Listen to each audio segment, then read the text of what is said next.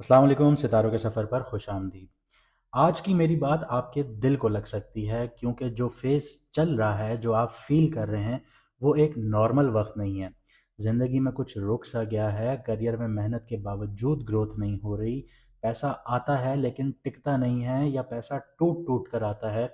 ज़िंदगी में direction clear नहीं मिल रही, शादी हो चुकी है लेकिन घर के मसले ख़त्म नहीं हो रहे, और अगर शादी नहीं हुई तो रिश्ते करने जाते हैं, बात पक्की हो जाती है लेकिन एंड वक्त पर चीज़ें खराब हो जाती हैं। अंदर एक अजीब सी बेचैनी है, कन्फ्यूजन का शिकार हैं, कभी ओवर थिंकिंग चल रही है और कभी थकान का सबब बन रही हैं चीज़ें। जैसे कोई इनविजिबल फोर्स आपकी मेहनत को, आपकी कामयाबियों को रोक रही हो। ये सब रैंडम नहीं होता। इस वक्त सूरज ग्रहण लग रहा है, यानी 17 फरवरी को, और इसी के साथ नया चांद है। ये एक बहुत पावरफुल अलाइनमेंट एक्टिवेट हो रही है, क्योंकि जो सूरज है वो ईगो, आइडेंटिटी, लाइफ डायरेक्शन, ये सारी चीज़ें रिप्रेजेंट करता है, और जो चांद है वो आपके माइंड, आपके इमोशन, आपकी इनर स्टेट को कंट्रोल करता है, और ये एक लाइन में आ रहे हैं। तो ज़िंदगी के हिडन पैटर्न्स जो हैं वो अब सरफेस पे आते हुए नज़र आते हैं। ग्रहण हमेशा एक रीसेट पॉइंट होता है ज़िंदगी में। जैसे आपकी ज़िंदगी में कुछ स्टेबल नहीं है तो वो हिलना शुरू हो जाती हैं, शेकी हो जाती हैं। इसकी बहुत बड़ी मिसाल ऐसी है कि आप कंस्ट्रक्शन करना शुरू करें और जो सरिया है वो आप प्रॉपर ना डालें, जो उसकी प्रॉपर रिक्वायरमेंट है। तो जब अर्थक्वेक का वक्त आएगा तो सबसे पहले आपको उसका जो ढांचा है वो हिलता हुआ नज़र आएगा, और वो ज़मीन बोस भी हो सकता है। जो इल्यूजन्स हैं वो इस टाइम पीरियड में टूटते हैं, और जो सच होता है वो सामने आता है। तो ये प्लानिटरी पोजीशन इस वक्त तैयार हो चुकी है, और एक बहुत बड़ा फैक्टर यहाँ पे ये है कि राहु भी यहाँ पे मौजूद है, और कुंडली में राहु जो है वो एक शेडो प्लैनेट है। सडन इवेंट्स आना शुरू हो जाते हैं, कंफ्यूजन का शिकार हो जाता है इंसान, ऑब्सेशन होने लग जाती है किसी चीज़ से, इल्यूजन्स का शिकार हो जाता है। इसके अलावा अचानक से ज़िंदगी में ऐसे मोड़ आ जाते हैं जिसकी तवक्को नहीं होती। जब ग्रहण राहु के साथ इन्फ्लुएंस में आता है तो लाइफ में कुछ चीज़ें अचानक चेंज होती हैं, कभी करियर की डायरेक्शन, कभी रिलेशनशिप, कभी मेंटल स्टेट। तो राहु जो है वो चीज़ों को बढ़ाता है, डर बहुत ज़्यादा पैदा कर देता है, डिज़ायर पैदा कर देता है, और अपॉर्चुनिटीज़ भी देता है। और अगर समझ ना हो तो इंसान गलत डिसीजंस लेता है, लेकिन अगर अवेयरनेस हो तो वही राहु इंसान को लीप फॉरवर्ड करवा देता है, यानी ज़िंदगी में आगे बढ़ा देता है, कामयाब करवा देता है। और ये सब हो रहा है एक्वेरियस में। एक्वेरियस जो है वो एक कलेक्टिव कारमा है, फ्यूचर डायरेक्शन है, सोशल सर्कल है, डेस्टिनी शिफ्ट है, लॉन्ग टर्म लाइफ पाथ है आप लोगों का। ये सारी चीज़ें एक्टिवेट करता है। इसका मतलब ये कोई टेम्पररी फेज तो नहीं है, ये आपकी लाइफ की डायरेक्शन चेंजिंग वाली विंडो है।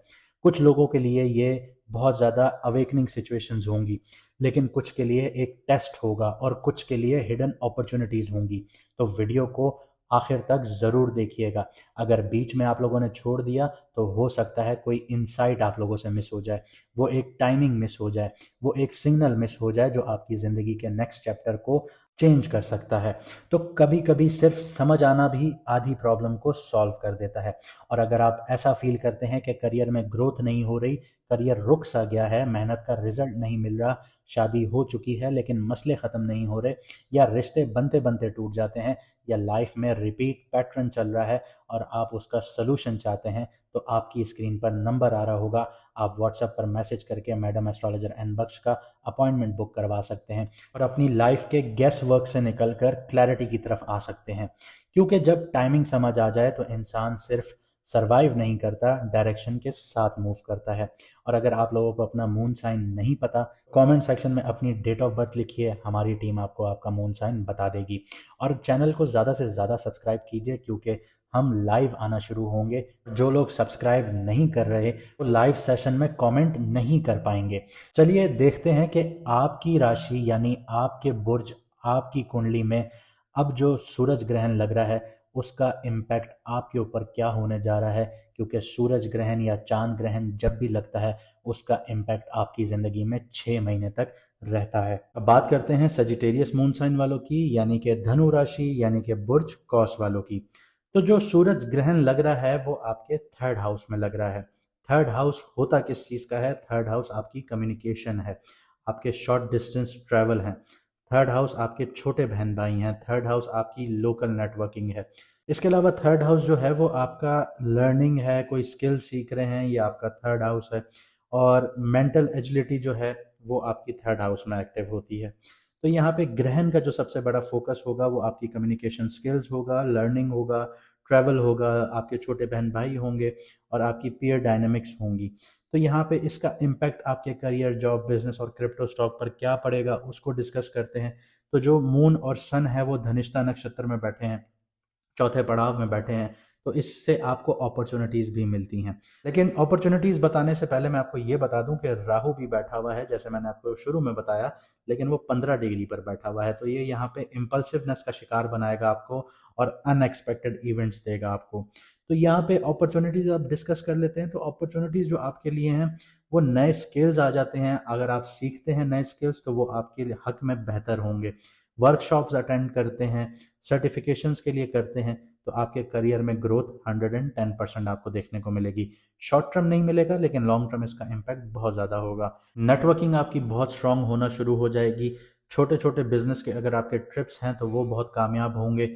लोकल कनेक्शंस आपके बहुत ज़्यादा बनना शुरू हो जाएंगे और वो आपको आगे फ्यूचर में आपके करियर में, आपके जॉब से रिलेटेड आपको हेल्प आउट भी करेंगे। इसके अलावा अगर आप लोग कम्युनिकेशन बेस्ड काम में हैं या इनिशिएटिव्स लेना चाहते हैं तो वो आप लोगों के लिए बेनिफिशियल होगा। आप अगर कंटेंट क्रिएशन में हैं तो भी आपके लिए बहुत ज़्यादा अपॉर्चुनिटीज़ आएंगी। और अगर आप लोग ऐसे काम में हैं जो सेल्स का काम है तो वहाँ पे भी आपके लिए अपॉर्चुनिटीज़ बहुत ज़्यादा होंगी। लेकिन जैसे मैंने आपको बताया कि राहु भी बैठा है तो यहाँ पे इम्पल्सिव कम्युनिकेशंस देगा आपको। आपकी कम्युनिकेशन पैटर्न में बहुत ज़्यादा बेचैनी देखने को मिलेगी जिससे मिसअंडरस्टैंडिंग्स देखने को मिल सकती हैं। या फिर ऐसे ट्रैवल्स के डिसीजंस आ सकते हैं आपकी ज़िंदगी में जो बहुत रैश हों, जो आपके हक में ना हो। तो ये आपने बहुत कैलकुलेटिव मूव्स लेने हैं। स्पेकुलेटिव वेंचर्स हो गए, क्रिप्टो हो गया, स्टॉक हो गया, इनमें बहुत ज़्यादा आपको प्लानिंग की ज़रूरत है और बहुत एहतियात से आप लोगों ने प्लानिंग करनी है, प्रॉपर रिसर्च के साथ करनी है। बिना सोचे समझे पैसे इन्वेस्ट नहीं करने। इसके अलावा बात करते हैं आपकी लव लाइफ की। तो सबसे पहले सिंगल्स को देखते हैं। आपके नए कनेक्शंस बनेंगे लोकल नेटवर्क्स के थ्रू। जैसे मैंने आपको बताया कि आपकी नेटवर्किंग बहुत स्ट्रांग होगी तो लोकल नेटवर्क्स के थ्रू आपके नए कनेक्शंस बन सकते हैं। आपको आपका लाइफ पार्टनर मिल सकता है या फिर ट्रैवलिंग के थ्रू मिल सकता है, या फिर अगर आप कोई नया स्किल सीखने जाते हैं तो वहाँ पे आपको आपका लाइफ पार्टनर मिल सकता है। लेकिन यहाँ पे जैसे ही मैंने आपको बताया कि राहु भी बैठा हुआ है तो इनिशियली बहुत ज़्यादा अट्रैक्शन रहेगी, ये इल्यूजन्स क्रिएट होंगे आपके लिए। लेकिन मिसकम्युनिकेशन जो है वो यहाँ पे 110% एक यहाँ पे झटका दे सकती है। जो आपका नया कनेक्शन बनेगा वो टूट भी सकता है। तो बहुत एहतियात से आपने नापे तोले अल्फाजों में आप लोगों ने जो भी बात रखनी है वो रखेंगे। कपल्स और मैरिड लोगों की बात करें तो छोटे मोटे जो ट्रैवलिंग है या शॉर्ट ट्रिप्स जिनको कहते हैं वो आप लोगों के लिए एक्टिवेट हो जाती है। आपके बहन भाइयों से आपकी इंटरेक्शन बहुत ज़्यादा एक्टिव हो जाती है, सोशल कम्युनिकेशन बहुत ज़्यादा एक्टिव हो जाती है। तो इन सारी चीज़ों को मिला के अगर हम देखें तो इन सारी चीज़ों का आपके लिए टेस्ट भी बहुत ज़्यादा एक्टिव हो जाता है। आपके रिलेशनशिप्स के टेस्ट बहुत ज़्यादा एक्टिव हो जाते हैं यहाँ पे माइनर मिसअंडरस्टैंडिंग जो हैं वो बहुत बड़े मिसअंडरस्टैंडिंग्स में कन्वर्ट हो सकती हैं, या फिर आपके जो ट्रैवलिंग प्लान हैं वो डिले भी हो सकते हैं। तो बहुत एहतियात से आप लोगों ने चीज़ों को हैंडल करना है। अब बात करते हैं आपकी हेल्थ की। इस सूरज ग्रहण में आपकी हेल्थ दो तरह से इम्पैक्ट आ रहा है, एक मेंटल हेल्थ और एक फिजिकल हेल्थ। अब मेंटल हेल्थ की बात करें तो ओवर थिंकिंग बहुत ज़्यादा देखने को मिल रही है। कम्युनिकेशन का ओवरलोड बहुत ज़्यादा हो रहा है कि हर किसी से बात करते करते आप मेंटली एग्जॉस्ट होते हुए नज़र आते हैं। इसके अलावा माइनर जो है वो ट्रैवल रिलेटेड आपको स्ट्रेस भी देखने को मिलता है। बहुत एहतियात से काम लेना है, प्री रिक्विजिट्स आप लोगों ने पूरी करनी है हर चीज़ की। अगर आप ट्रैवलिंग कर रहे हैं तो आपने देखना है कि आपके पास सामान पूरा है। ये ना हो कि जैसे ही आप वहाँ पहुँचें तो वहाँ पे आपको एक माइनर ओवर थिंकिंग का अटैक शुरू हो जाए कि मैं ये चीज़ छोड़ आया, अब ये होगा, अब वो होगा। तो ये ओवर थिंकिंग स्टार्ट हो सकती है। तो प्रॉपर अपनी चीज़ें, डॉक्यूमेंट्स वगैरह हर चीज़ लेके ट्रैवल करें। इसके अलावा फिजिकल जो इम्पैक्ट आता है वो आपके ऊपर थकावट का इम्पैक्ट आता है और आपकी स्लीप डिस्टर्बेंस का इम्पैक्ट आता है।